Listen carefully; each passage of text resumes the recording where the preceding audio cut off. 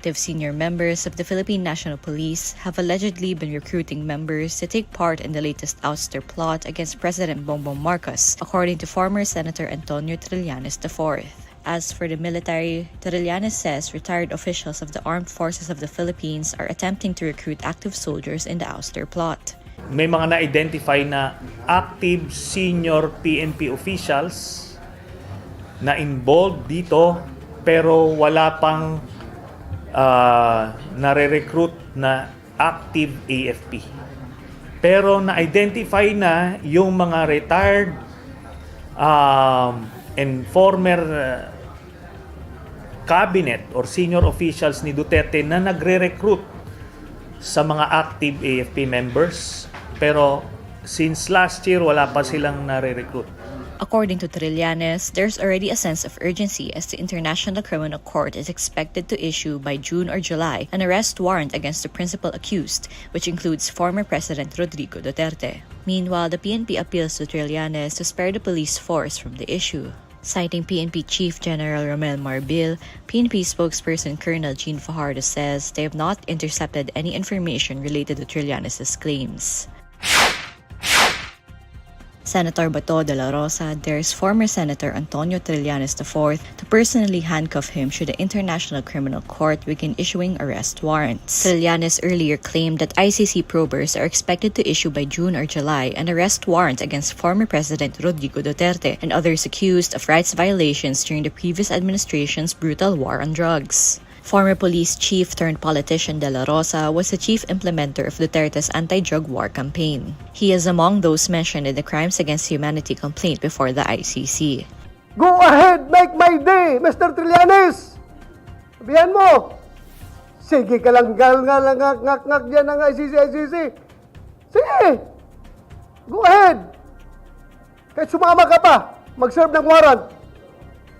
Sumama ka, ikaw mismo magpusa sa akin. President Bongbong Marcos earlier said his administration will not lift a finger to help the ICC probe. When asked if De La Rosa is concerned the administration will change its stance, the senator says, I leave my faith to God. Ano sabihin ni Lord, na hanggang dyan ka lang, makukulong ka na, wala akong magawa. Basta ako, I cannot be remiss of my duty as the chairman of the Senate Committee on Public Order and Dangerous Drugs. Trabaho ko po yan. Actress Maricel Soriano admits owning a condominium unit in Makati City linked to alleged illegal drug activities over a decade ago.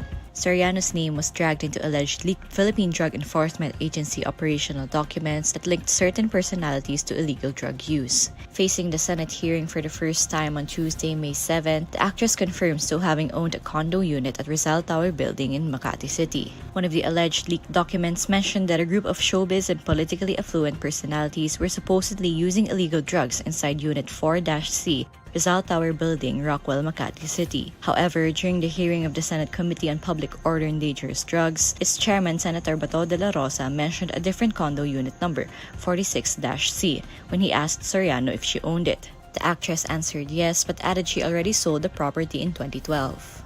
May property ka ba sa Rockwell? Ikaw ba ang nagmamay-ari ng Unit 46-C, Rizal Tower Building, located at Rockwell, Barangay Poblacion, Makati City? Opo. Sa'yo yon. Opo. Yung 46-C. Hanggang 2012 po, nabenta ko na ko yun. Wala na ako doon. De La Rosa noted that it was the same year the alleged leaked pre-operation report and authority to operate were supposedly issued by the PDEA. In the same hearing, De La Rosa brought up the 2011 complaint lodged against the actress by her two former housemates. Citing news reports, the senator said the complainant supposedly left the condo unit of the actress because of her alleged cocaine use. Soriano denied the allegations. Ano po masasabi mo dito sa balita nito? Hindi po totoo yan. Totoo na binugbog mo sila o hindi?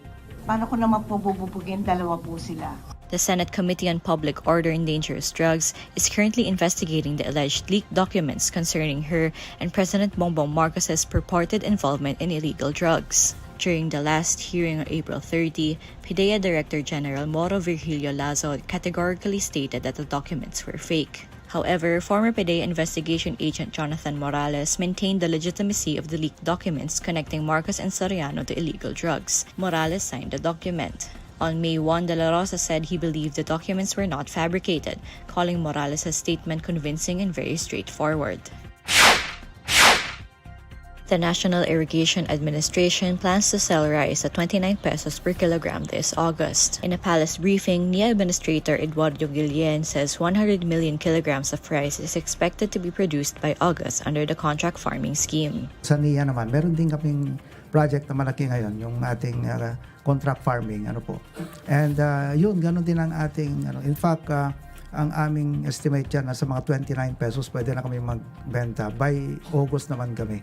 And we have around 100 million kilos of rice na projected na ma-produce po natin by August. The contract farming scheme covers 40,000 hectares. Guillen previously said the project is meant to show that it was possible to continue planting rice as long as there's enough irrigation supply despite El Nino.